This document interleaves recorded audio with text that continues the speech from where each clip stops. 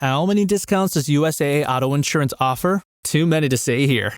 Multi-vehicle discount, safe driver discount, new vehicle discount, storage discount, legacy. How many discounts will you stack up? Visit USAA.com/auto discounts. Restrictions apply. Welcome back to the Epic Universal Podcast. I'm entertainment writer Jim Hill, and this is the podcast where we cover the latest Universal news, rumors, and history. And as always, I'm joined by Eric Hersey. And, again, the show is going live on July 4th. So, happy 4th of July. What do the Herseys do on the 4th of July? Well, I usually get really burnt. My skin is, I usually sit outside, but no, we go to Lauren's parents' house and we let off the fireworks and I sit around and I think Hunter just sets off one bottle rocket at a time until we all go crazy.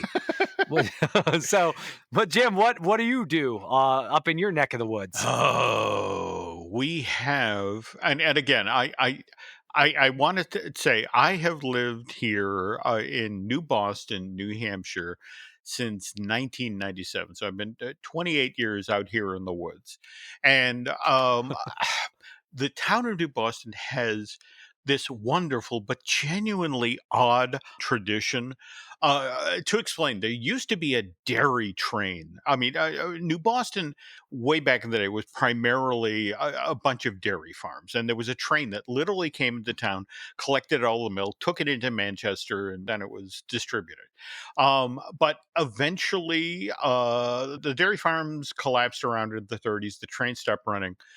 But somebody, and I suspect it's one of my neighbors who's just up the street, took the whistle off of the train. And this would have been decades ago.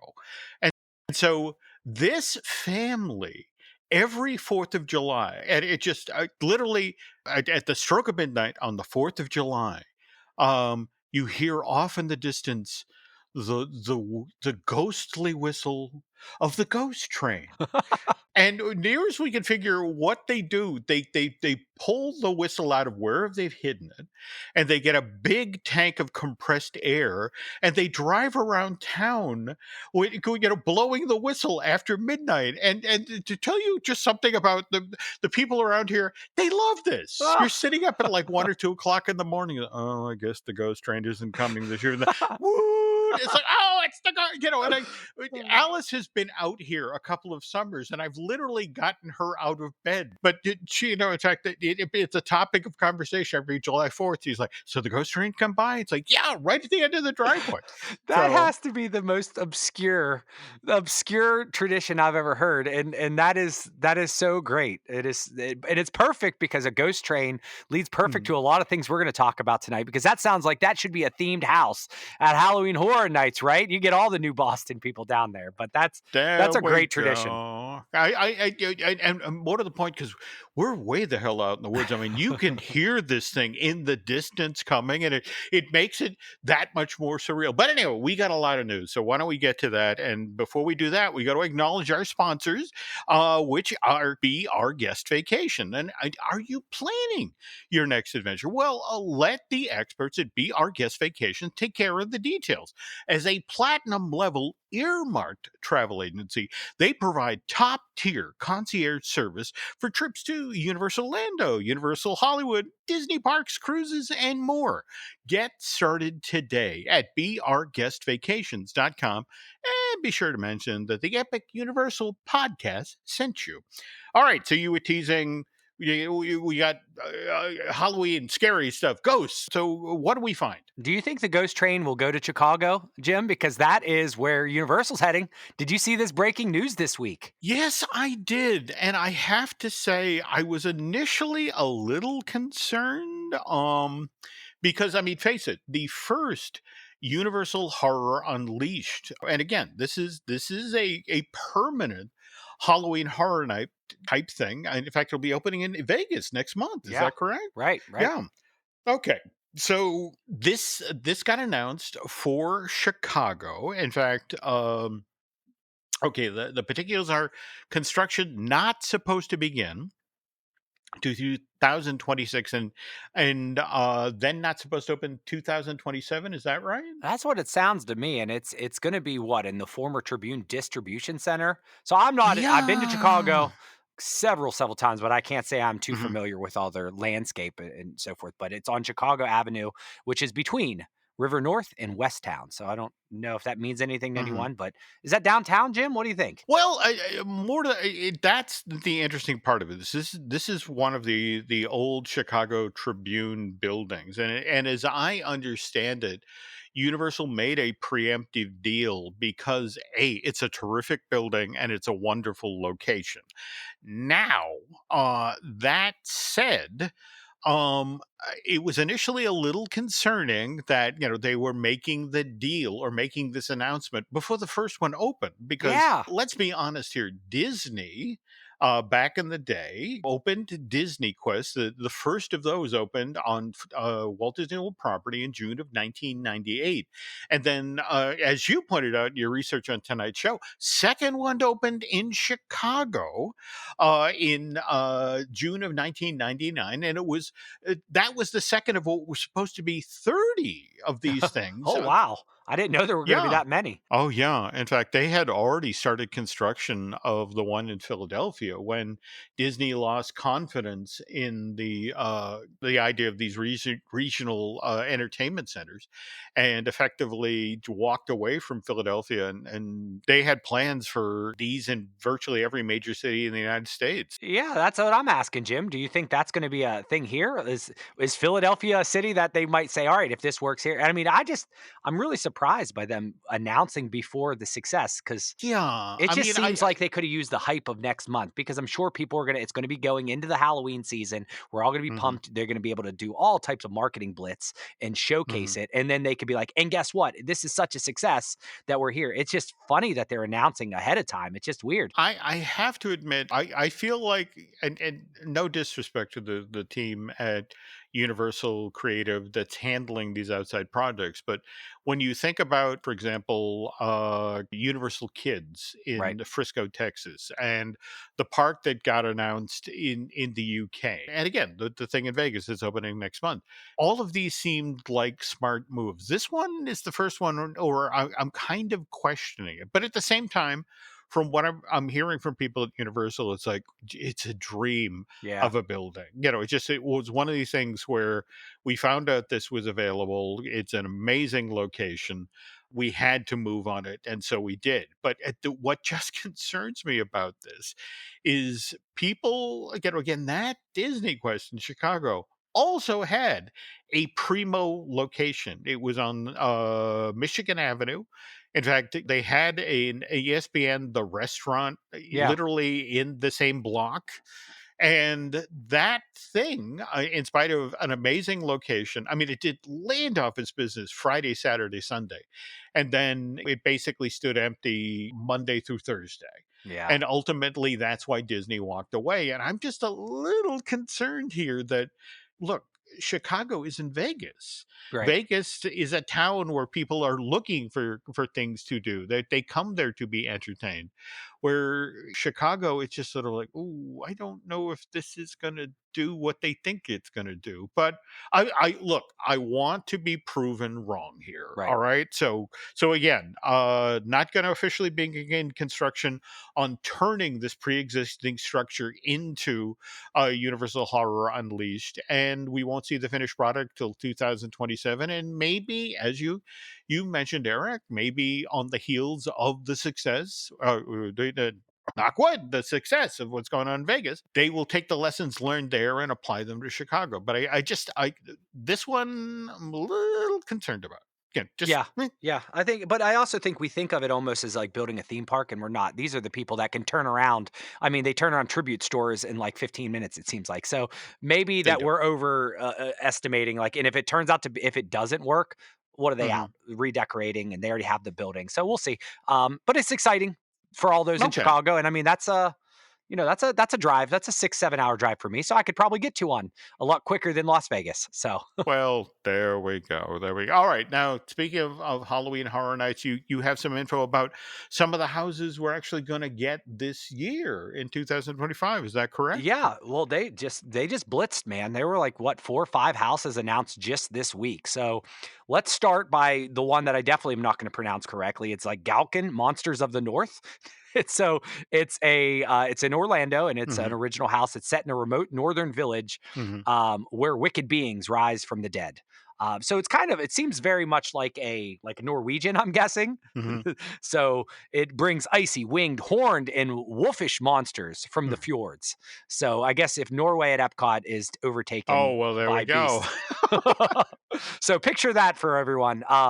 And it seems like it would be cold, but this again is going to be in Orlando. But actually, very astute of you. That undoubtedly this is going to be one of those sound stages where they're going to be cranking the air conditioning to Hmm. 11. So, Yeah. yeah, can't wait to see what they do with this one. All right. So, what else we got? We got Grave of the Flesh, Jim, and Hmm. that's begins inside of your own funeral. Guests are dragged into the underworld facing flesh-eating monsters. And that is just an endless gauntlet of grotesque creatures hunting victims. What's Yeah, I'll be outside having a soda. All right, right? we're gonna send Hunter into this one. All right, That's it. That's it. he can report back. Okay, what else we got? Well, some might be scared of dying and death and gremlins and all that, but some are also scared of dolls. So we have Dolls, Let's Play Dead at Hmm. Universal Orlando. And this is a deranged doll maker's creations turns violent. Hmm. So you would enter a Toy Story shop, a toy shop, sorry, not Toy Story. That's Hmm. wrong franchise. But it's filled with homicidal dolls. Hmm. So these are life-sized puppets, nursery rhymes, and classic Halloween Horror Nights creepiness. And I guess this is a successor to a past fan favorite, Dollhouse, just with a new aesthetic. Now, speaking of dolls, and forgive me, we still have one more house to get to here. Did you see what happened this past weekend with Megan 2.0 at the box office? No, I did see that their last day of meeting. I'm not going to be able to meet Megan when we go. They're done in the parks. But how did it perform? What happened? It actually didn't do all that well. I want to say F1, the Formula Yeah. One film with Brad Pitt, that actually overperformed at the box office. Whereas I want to say Megan 2.0 did about a third of what the original film did. And that was January of 2022, 2023. Yeah. Yeah. And there's a lot of speculation out there about what went wrong. And some of it is, to be honest, the Final Destination and 28 Years Hmm. are both still out there. And to be honest, it was a tough market to bring a horror film into. The other thing, and I'm sorry if this is something of a spoiler, but they kind of pulled a Terminator 2 with Megan 2.0 in that Megan actually come with me if you want to live. I mean, that sort of thing. And evidently fans of the genre were not, it's like, no, we want Megan to be evil. But where this gets especially interesting is evidently there's a third film coming called Ugh. Soulmates in January that's set in the world of Megan. And you got to wonder what the folks at Universal are thinking right now. Just the Mm. effect of, ooh, Megan 2 didn't do well, and we've got a Megan a sort of a Megan 3 coming out next year. It's like, how do we market that? Oh, yeah. Well, that'll be interesting because if it didn't do so hot, I can imagine that we'll see the promotional crossover again. So if you met Megan in the parks this time, that might be your last. Yeah, but at the same time, I've just seen over the past week or so, I guess they did the premiere in New York and they had like 20 or 30 Megan lookalikes dancing at the premiere, and it was just as creepy. So I mean, I guess yeah, I'm not gonna lie. There's a part of me that's like, oh, good. My chances of running into a gaggle of Megans at the park are now suddenly slimmer. So I can move, comfortably through. All right. Anyway, we were talking about Halloween Horror Nights houses for this year's event, and we've got one more. Yeah, this one's over in Universal Studios Hollywood. So Mhm. this is Monstruos Mhm. 3. Apologize, I don't speak Spanish, but it Mhm. seems like it's the third installment of this series. So Mhm. it's been around long enough and it focuses on I even added a picture on here. It looks like dead like a dead dog or a donkey, or it's just some weird unique like Spanish, it's the ghosts of Latin America. So Mhm. like very unique, but it's essentially each monster has a unique method of terror. One Mhm. wails, one bites, and one Beguiles? Like, I don't know. Jim, did you see this? Wow. Did you pay attention to any of this before? I am looking at the art, and yes, I don't know if that's a mule that's about to bite me, Right. or a really big Doberman. But either way, this may be another opportunity for me to go get a soda. Yeah, So well, I was thinking if it's the El Chupacabra, I'll give it a shot Mhm. because I'm Oh, intrigued well, by there we that, but go. Oh yeah, but I have yeah. no idea. But for Okay. those that not to mention, so I don't know if that's all the houses, but I think it's pretty darn close Hmm. because we had the Spanish haunting that was announced and the Hatchet and Changed, Hmm. Demon Bounty Hunters we talked about last week, and then the franchise ones were Fallout, the Jason universe, which is Friday the 13th, and then Five Nights at Freddy. So out of all those, Jim, what do you deem would be your favorite if you were gonna dive into one of these houses? Well, Alice is a big fan of these scary animatronic things. Mhm. So she introduced me very, very early on to Five Nights at Freddy's, and I have seen, at Comic Con and WonderCon, there are people who just do amazing cosplays with these characters. So I also have to mention here, what Alice also groups in the scary animatronic category is Mac Tonight. Oh, yeah, yes, yes, I know. All right. Have you ever been to the once upon a time it was the world's largest McDonald's? It's on Yes, I Jim. Try. Yeah, all right. Jim, my son Mhm. Miles, who's 8, right? He Right. has his own YouTube channel. Okay. Last year, he wanted to be a YouTuber. So we Okay. actually made a YouTube video of Miles goes to the world's largest McDonald's. And Oh. and so if you guys out there want to see an 8-year-old make a very poor vlog, Mhm. but it's funny. But yes, Mac Tonight's on the ceiling. And I sat in the same room and I ate the pasta from McDonald's, which I will not recommend. We Okay. ate pizza from McDonald's, and we Mhm. tried some other weird oddball thing. But is he anywhere else, or is this the only place you can see No, I Mac think tonight? I think that's barring, of course, the actual commercials where, oh damn, I'm blanking his name. The famous character, the actor who does all of the Guillermo del Toro films, who actually played tonight back in the day. He was thin enough to fit in the outfit, and he just talked about how he played the piano while somebody off stage worked the mouth on the animatronic head. But Doug Jones? Doug Does that Jones, sound right? Doug's, There we go. yes, I've Thank had you, Google. all right, I've had a couple of really great conversations with Doug over the it's so many of the monsters are the work of Doug Jones, but Oh, that's lovely, awesome. lovely, sweet man. No, that's fantastic. But the Mac tonight and if you haven't been in Orlando, it is a site. It is a definitely 2-story building, and I don't know if it's the largest anymore, but it's worth seeking out. We Oh saw no, no, we no, did a couple of trips ago. yeah, definitely, and again, good for Miles. That good instincts. Go in there, do that. So, all Right. right. So anyway, Halloween Horror Night is an after-hours hard ticket event. Earlier this year, we had Universal and Hollywood do introduce another after-hours hard ticket event, the Fan Fest, and are we now prepping for another Fan Fest? Is that what's going on? Listen, the surveys say Mhm. so. We got an anonymous survey sent to us, and it was after they did actually ask who you wanted to see. So it was very similar to a survey that we've discussed in the past. Mhm. But it now says now we'd like to show you potential franchise slate of what an event could look like in concepts. So Mhm. One Piece is back, which will excite everyone. Okay. But then they also have on there Scooby Doo and Monsters, Mhm. which is a new addition. Then we have Harry Potter, Dungeons and Dragons, Super Nintendo World, Jurassic Park, which wasn't featured in the last one, Sailor Moon, and Pokemon Go.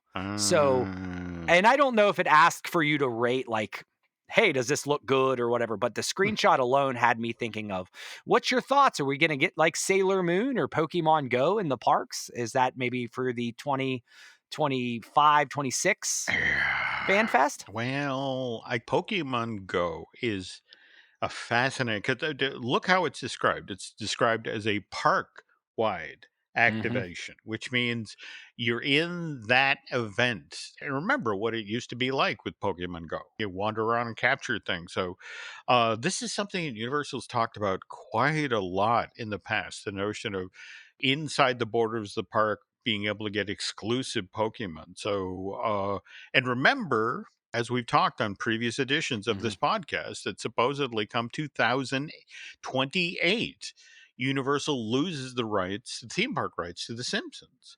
And, there has been quite a bit of talk about potentially, at least in Florida, that the fast food boulevard and the Simpsons land could give over to Pokemon. So, And Pokemon just showed up in the Japanese parks. I don't know if they've always been over there, but they're in a parade. mhm. Just was released. So there, I mean, I don't know if that's a normal thing to have Pokemon, but it's obviously already been integrated before. So I think that is an interesting one. And they're symbiotic with Nintendo Oh, World no, too. no, I mean, absolutely. The other one that intrigues me here in the survey is the Scooby Doo and Monsters, yeah. because it mentions a backlot tram hop on and hop off experience, which I remember from the fan fest they had earlier this year. That was where they did Back to the Future down in Yeah. Courthouse Square. So I'm trying not to read between the lines here, but does that mean no Back to the Future next time around, and this is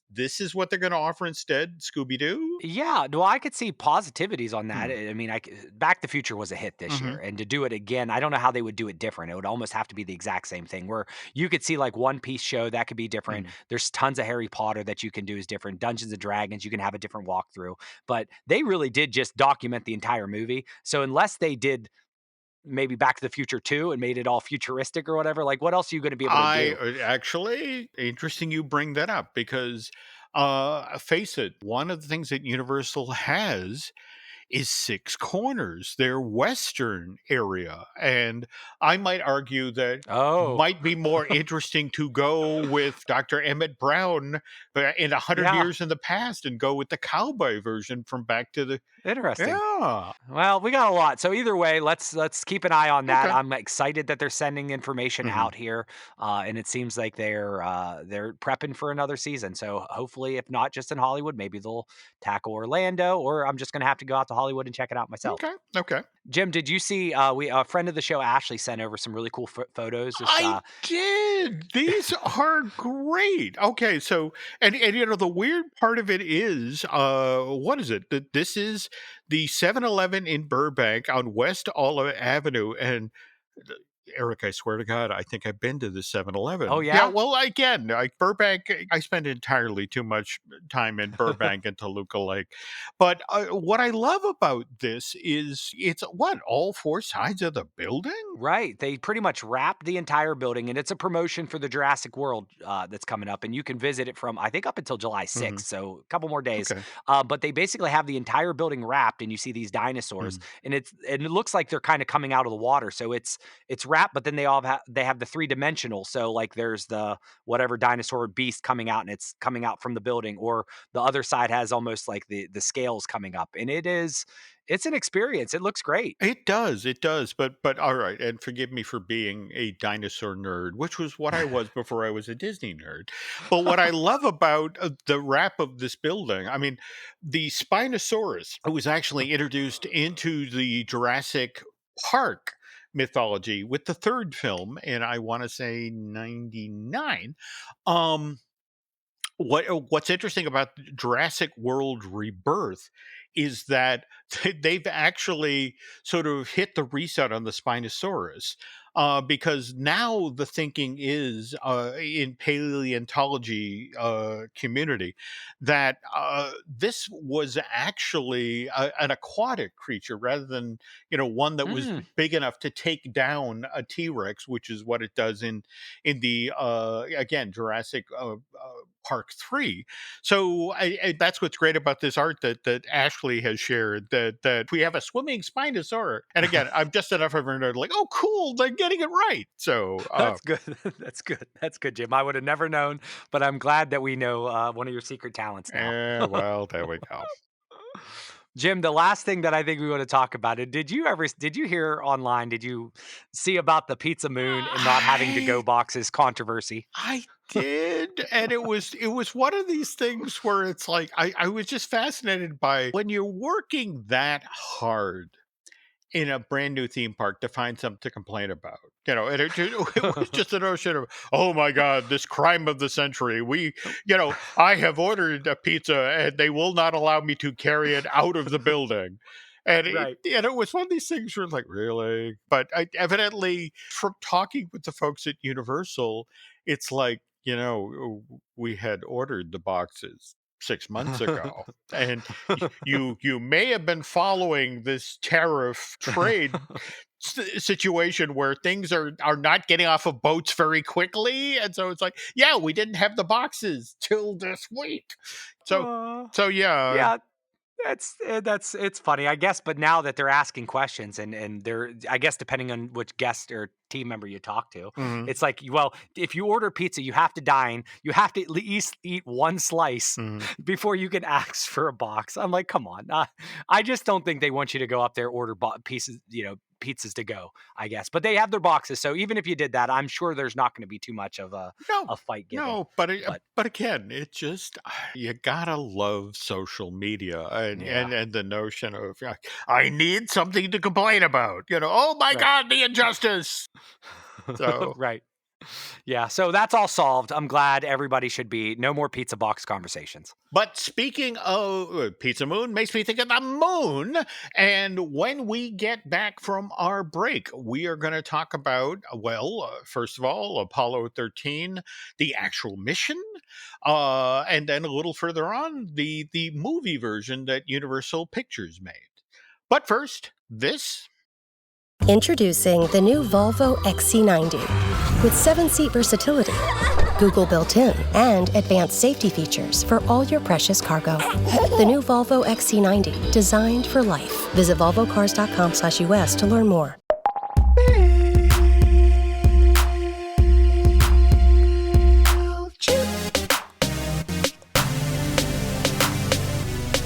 When you wanna grow your list size, pop up like it's hot, pop up like it's hot, pop up like it's hot. And when you gotta boost your revenue, pop up like it's hot, hey, pop up like it's hot, pop up like it's hot. Pick your favorite template, you can tailor to your brand. They're MailChimp-erific, you're gonna be a fan. MailChimp your marketing with our new customizable pop-ups. This episode is brought to you by Starbucks. Smooth, bright, deliciously crafted. Introducing Starbucks Sansera Blend, their smoothest, brightest coffee yet. It's a new kind of light roast, one that's packed with so much flavor, it shines no matter how you brew it. So go ahead and try it hot, iced, black, or with a splash of creamer. Visit athome.starbucks.com/Sansera-blend-coffee to bring Starbucks Sansera Blend home.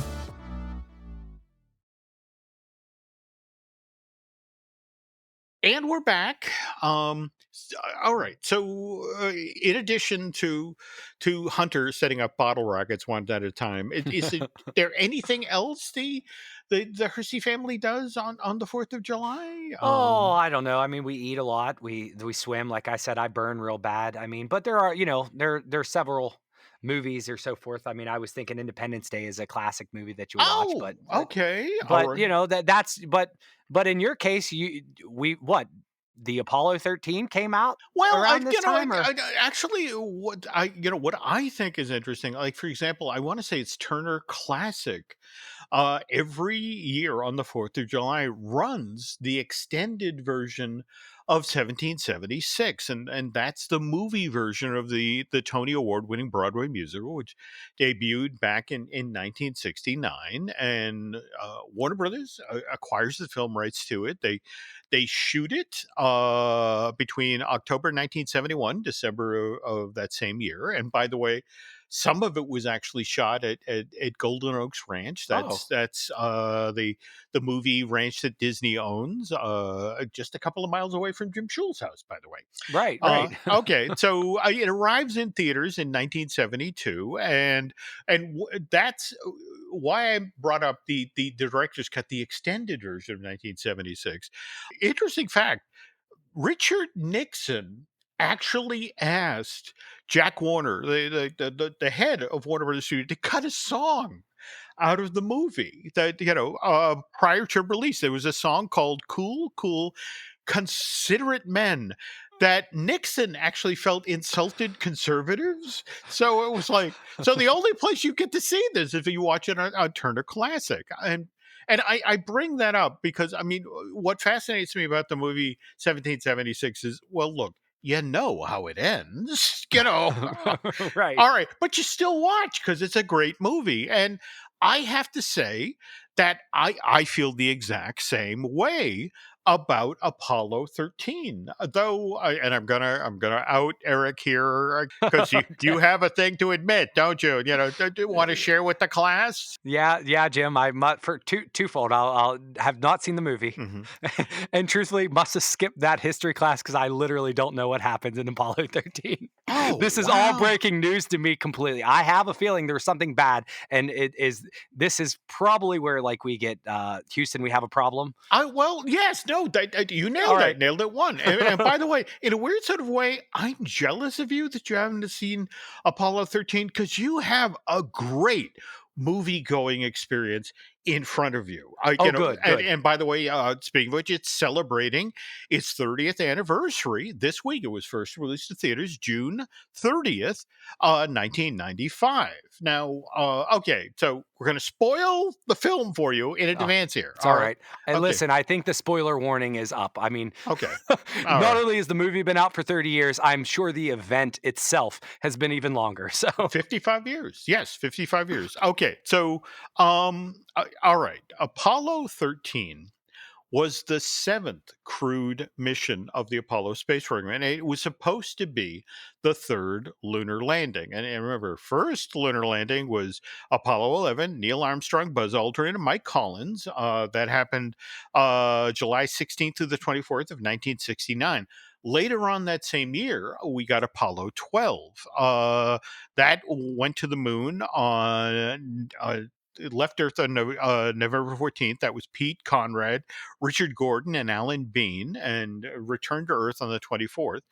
And then there was Apollo 13. Crewed Commander Jim Lovell, command module pilot Jack Swigert, and finally Fred Hayes, who was the pilot of the lunar module. And their mission, when they went to the moon, they were supposed to go to the Far Morrow Highlands and do some scientific exploration there. And this is, it's on the near side of the moon. It's hilly terrain, and why uh, NASA wanted to go there is because uh, there was a crater there, and the hope was that if they did, they collected rocks or that sort of thing, they'd not only get moon rock, but they'd get whatever struck the moon and created this crater. mm, All right, so anyway, they take off on April 11th, 1970. They are 56 hours into their trip. They are 200,000 miles away from Earth when an oxygen tank on the service module explodes, and it disables the command module's electrical system and its life support system. So again, picture this: 56 hours in, you're 200,000 miles away from Earth, and all you have left is the electrical and the oxygen in the lunar module. All right. oh God. Okay. And so it is an incredibly tense couple of days. I mean, I remember I was only, dear Lord, right, 9 or 10 at the time, but everybody was just seated in front of their televisions because, well, first of all, if you were listening to ABC, Jules Bergman, who was the science editor for ABC News, he was the doom and gloom guy. It's like, there is no way they're making it back. The odds are so stacked against them. They don't have they don't have oxygen. The temperatures and in fact, they had to turn the lunar module into the lifeboat.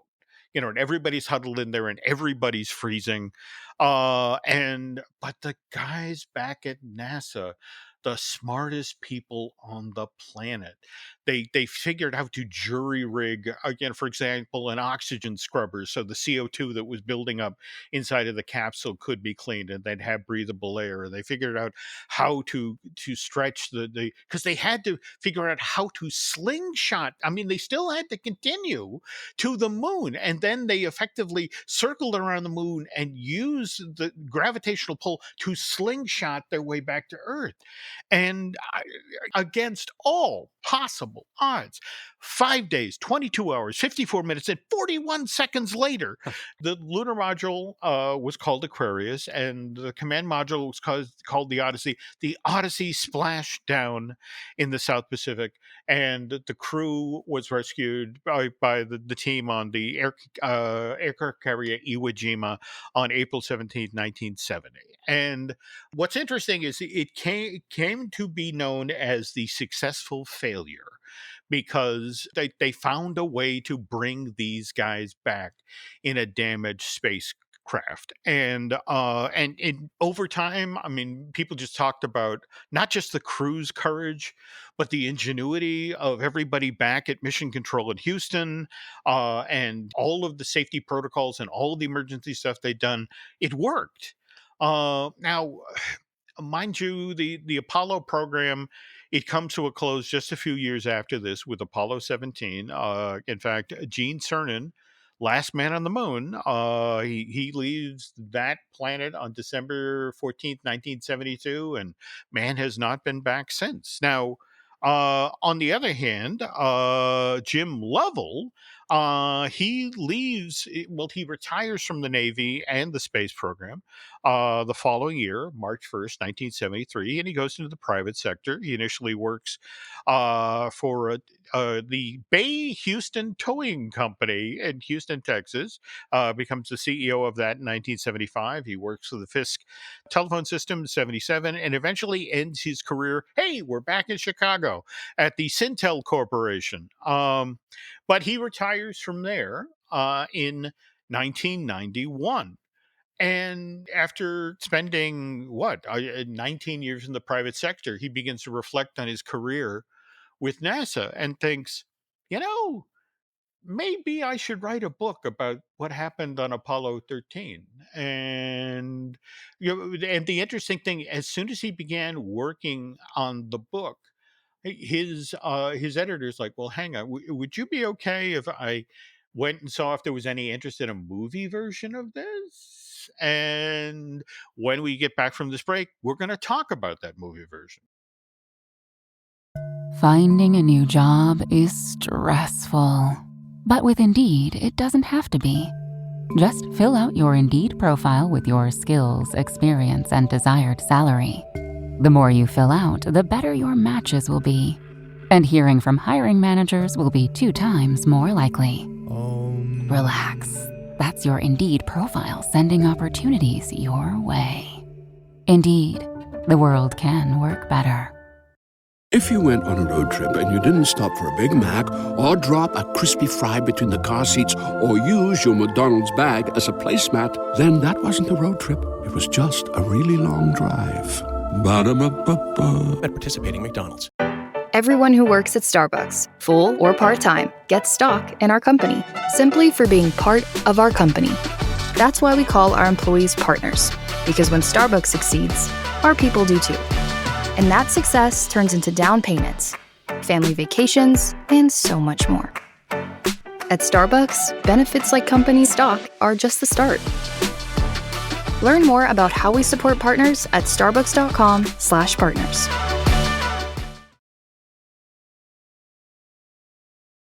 And we're back. Okay.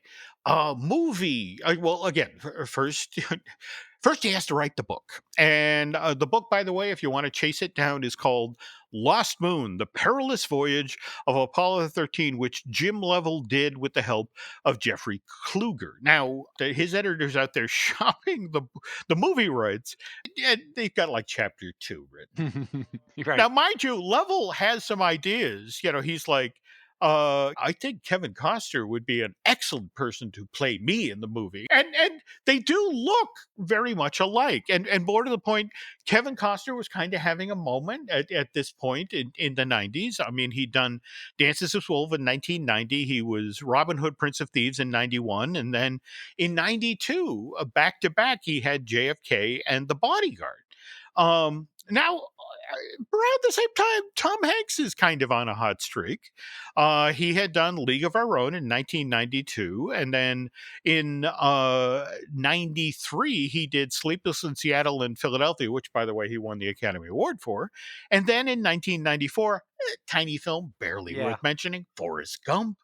And by the way, I love when life is like this. It's not a surprise Tom Hanks winds up starring in Apollo 13, but in 1995, he does Apollo 13 and Toy Story, so he gets to play an astronaut in one movie and then a cowboy teamed with an astronaut in another movie. I mean, you can't make this stuff up.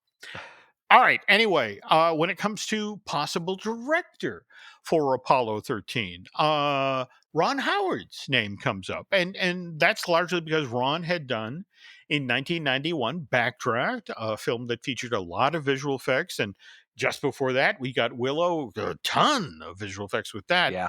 But interestingly enough, in 1992, he had done Far and Away, which is a history film about the Oklahoma land rush. And then he'd done The Paper, which was sort of, in fact, kind of interesting because I think it's actually set as a Chicago newspaper, not unlike the Tribune, which, by the way, is where they're going to be building, the Universal. It's all connected, folks. It's all connected. All right. So the thinking was, okay, so something that's set in a very distinctive workplace, like, say, Mission Control. I mean, it looks like between his visual effects and he's done a history film. It's like Ron Howard would be a good choice for Apollo 13. So Universal buys the film rights and sets this up.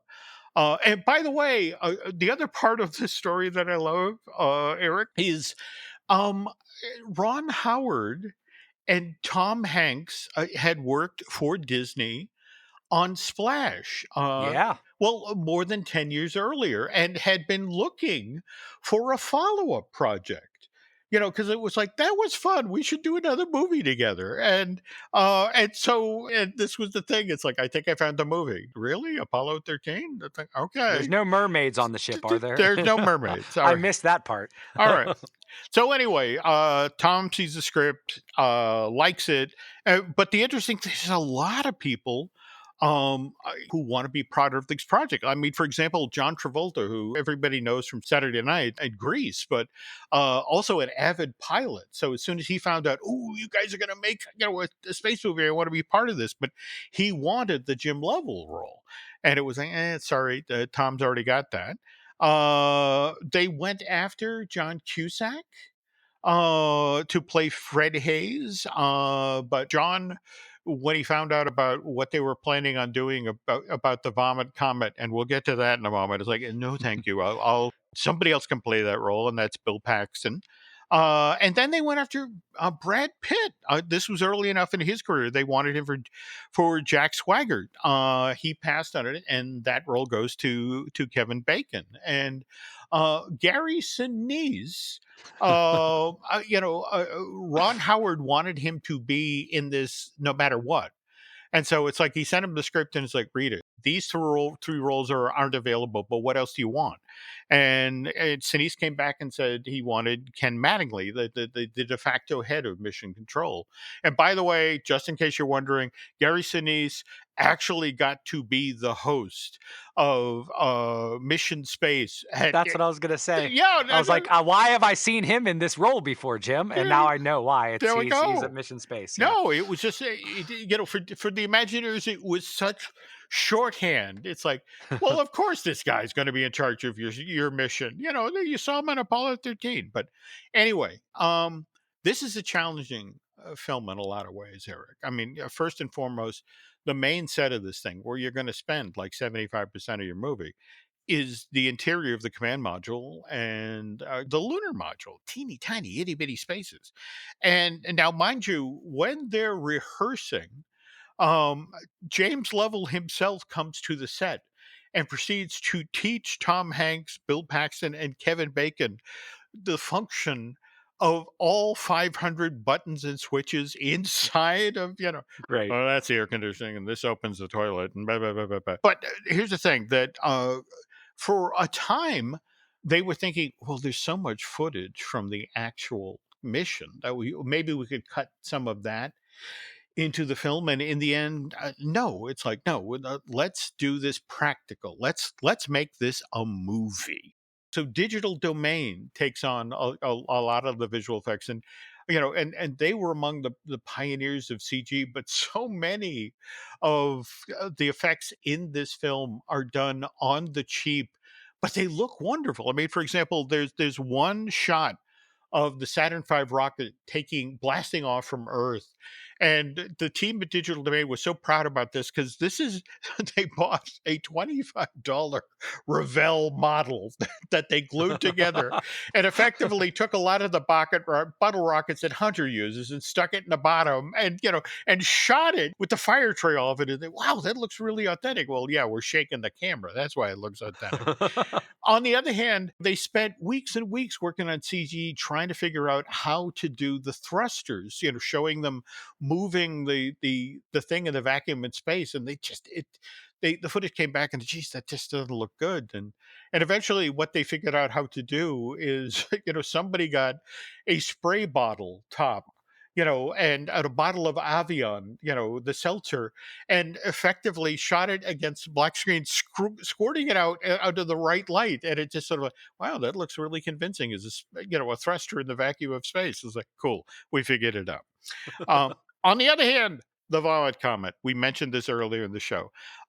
This is a Boeing KC-135. It's an actual plane that's used to train astronauts, getting them ready for experiencing zero G. And how they do this, NASA does this, Eric, is they fly in long arcs called parabolas. And the interesting thing, at the top of the parabola, inside the plane, for just, and I want to say it's only 25 seconds at a time, you can experience microgravity and you float. But here's the thing, in order to get pictures of the actors experiencing microgravity, well, first of all, they rented this plane for 6 months. And then every morning they'd get on the plane, which, by the way, had versions of the set of the lunar module and the command module built inside the cabin. All right. And so what they do in the morning is they'd fly 40 different parabolas, grab the actors for 25 seconds doing the microgravity. They'd land, have lunch, and they go up and shoot another 40 parabolas in the afternoon. And they did this for weeks. Oh my God. So the Vomit Comet comes from them getting sick from this? Well, Kevin Bacon tells the story about everybody took nausea medicine except for one unfortunate cameraman who got sick and threw up on Kevin Bacon. And it's just sort of like, ah. But they used the stuff that was shot in the Vomit Comet for the wide shots when you had to see the full astronaut floating through the cabin or, that sort of thing. On the other hand, for the close-ups, what they did was kind of interesting. And again, just charmingly low tech. The actors were sitting on seesaws. And so, so they look like they're bobbing up in the zero gravity, somebody's off to the side, pushing the seesaw up and down, up, That's great. That's great. But anyway, okay, so the film comes out summer of 1995, and it's beloved. I mean, it's 5 weeks at the top of the box office. It's the second highest grossing film of the year, third highest grossing film worldwide, nominated for 9 Academy Awards, actually wins for Best Film Editing and Best Sound. Couple of fun things worth noting in it. Jim Lovell is actually in the movie. When the astronauts return safely to Earth and are brought aboard the Iwo Jima, the naval officer who salutes Tom Hanks, who's playing Jim Lovell, is Jim Lovell. That's awesome. Well, now, mind you, he was supposed to be an admiral, but Lovell was like, "No, I retired from the Navy as a captain, and so I'm gonna not only am I going to be captain's rank, I'm going to wear my actual uniform, the one I wore from the Navy." So that's a cool touch when you watch the movie. Keep an eye out for Jim Yeah. Lovell. Yeah. Also, worth noting, when at one point in the movie, and in fact, it's my favorite line. This is a flat out wonderful film. But there's a scene where you're in the Lovell home, and NASA's trying to do what it can to let Jim Lovell's wife and the family know that we're doing everything we can. So they, at one point, you end up in front of the television, and it's Jim Lovell's mom sitting there. And who do they send in to to reassure her that they're doing everything they can? It's Neil Armstrong. All right, first guy in the moon, and he tries to assure her, and she stops him, and it's like, honey, basically it says, honey, if my son had to fly a washing machine back to Earth, he'd land it. But the cool thing is, the actress playing Blanche Lovell, Jim Lovell's, is Ron Howard's mom, Jean Spiegel Howard. So it's a very much, I mean, it's a lot of fun. And Clint Howard, by the way, Ron's brother, you can see him in Mission Control. He's one of the brave, smart guys who brings them home. And here's the kicker. First of all, they had such a great time working together on this, Ron Howard and Tom Hanks. They immediately turned around and went, oh, we got to find something else to work on. And so that's where we got those 3 Da Vinci Code movies from. Again, Oh, really? yeah. Oh, yeah. It was just, the notion of, that was fun. We should do another thing together. Yeah, the no vomit comments in that No one. vomit comments. No vomit. But on the other hand, Tom Hanks became such an enthusiast on the back of this film about the space program that he then turned around and did From the Earth to the Moon, that 12-part series for HBO back in 1998, which, by the way, a good chunk of that was actually shot at Disney MGM Studios. You used to be able to, you walk the glass corridor and look down at, like, wow, that's Mission Control, and that's a spaceship. Huh. And his fascination continues today. There is out right now around the country, The Moonwalkers, A Journey with Tom Hanks. And in fact, it's just opened in Boston. But what this is an hour-long immersive film event where Hanks serves as your narrator, and he takes you through the story of all of the Apollo missions, the 6 times we put men on the moon. And by the way, if you live in the New England area, you want to check this out. It's at the Saunders Castle between June 27th and October 21st of this year. That's the old Park Plaza building. It's a 50-minute long experience. And by the way, it's also in all sorts of venues around the country. Go check that out. And by the way, if you are again, movies like this just make me happy. When smart people do a decent thing. And if you're in the mood for another one like this, it's fiction. But have you ever seen The Martian? No, but that was pretty critically acclaimed, wasn't it? Wasn't it? Oh yeah, the wonderful Matt Damon movie based on the Andy Weir novel with a screenplay by Drew Goddard. And I bring that up, that movie from October of 2015, because the trailer just dropped the other day for Project Hail Mary, which is also based on an Andy Weir book. It's and again also has a screenplay by Drew Goddard, but this is Ryan Gosling, who another tale set in space, that a man sent off to try to prevent the next ice age because the sun is dimming. And but again, wonderful trailer. Go check that out. Mind you, it doesn't arrive in theaters till March of next year, 2026. But looks like another wonderful adventure set in space. But seriously, Eric, just to bring this full circle, I'm kind of jealous that you haven't seen this movie, because I every time every time Apollo 13 is on television. If I'm grazing and I come across it, I put down the remote and it's like, well, here goes 2 hours of my life. But it's the same thing. I know how it ends. I literally watched this in real time in 1970. I don't care. It's a wonderful movie, told brilliantly, and a wonderful message. Amazing film score, which, by the way, Universal has used a ton of times in the park for music for shows. But no, definitely check it out. In between hunters setting up bottle rockets. Okay. Well, Jim, I think you did a good job selling it, because at first I'm like, I don't know, space movie and so forth. But it sounds to me like you like it. I think I'll give it a try. I'll add it to my list, and I got a long list right now of movies that I have to watch. And just recently, Jim, I was on HBO Max and I watched Spielberg, because we did a couple pieces on Spielberg, and it's a documentary.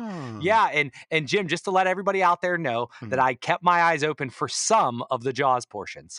So, in the documentary, they show a lot of Jaws. So I'm building my tolerance up slowly but surely. I will be able to watch Jaws, I think, before the year's end, but not during summer season. Well, no, it's so interesting you say that, because they've just opened a brand new on the Universal lot in that new Commons building they built out in Hollywood. They've just opened the Steven Spielberg Theater, which is like state of the art, and it's so interesting.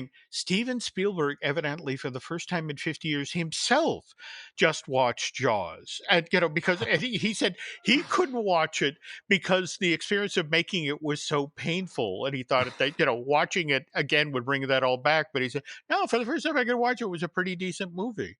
But oh God! But they actually just had an event inside of this theater to open it up, and a lot of celebrities came up. But what's interesting is this is the first place that anybody got to see any footage from that brand new UFO movie. And everybody came away like, ooh, I want to see. But that's not out. That's not. Nobody can see that yet. That is, they only got to see 5 minutes of it. So, man. Well, no, that'd be good. This is added to my queue, Jim. I think I have myself something to watch coming up, and then I can report back the findings of Apollo 13, and I'll give you a book report. I'll tell you everything I know about it. Cool. Now, speaking of reports, that makes me think of the reviews we've got out for this podcast. And what you checked on those the other day? We got 70. I did, Jim. I did, Jim. This is my goal, and ask for everyone out there. So we have more than 100 listeners. We have 71 reviews right now, but I'd love to get to 100. Just to I'm a goal oriented person, Jim. So we would love if you guys could go give us a review on that's on Apple, but we'll take them on Spotify. We'll take them anywhere you can give them. But help us get to 100. We would like to see if we can get those triple digits. Okay. And before we close out here, once again, want to thank Ashley for sharing those wonderful images from the Burbank 7-Eleven on West Olive, which I swear I've been in. But anyway, if you want to keep tabs on what we're up to, be sure to check us out on social. And Eric, where can they find you on social? You can find me at Eric Hersey, and I did have several dozen people reach out last week. Yes, I do have a full-size wrestling ring in my basement. It is not parody. It is a 16 by 16 foot. Yes, it's a boyhood dream that I always wanted. So yes, I am a weirdo. I didn't buy a classic car or anything. I bought a wrestling ring. So feel free, send me messages, as many of you did. Jim, if they want to ask you about any dinosaur news, or and quiz Jim for what the name of a dinosaur is, where can they do that? Well, you can find me on X and Instagram at jimhillmedia.com, and over on Facebook as Jim Hill Media News. And I'm not going to lie, I'm one of those guys who's, I know it's called an apatosaur, but that's not nearly as cool a name as a brontosaurus. So, there's some stuff I'm just not willing to do. But anyway, that's going to wrap it up for this week's show. So on behalf of Mr. Hersey, thanks for listening, and stick around to find out what's coming up this month on the Jim Hill Media Podcast Network. Thanks for listening to today's episode. And if you like what you heard, head on over to Apple Podcasts and give us a review. This really helps get the word out about our shows. We also have some other shows on the network that you might like. Each week, we drop a brand new Disney dish with Lon Testa. For animation and movie news, please listen to Fine Tuning with Drew Taylor. By the way, you can also check out Drew's other podcasts, Light the Fuse, the official Mission Impossible podcast, which he does with Charles Hood. For all things Lucasfilm, why don't you subscribe to Looking at Lucasfilm with Brian Gahn? Likewise, we have I Want That Too with the lovely Lauren Hersey, our weekly podcast that features the latest merch and the stories behind that merch.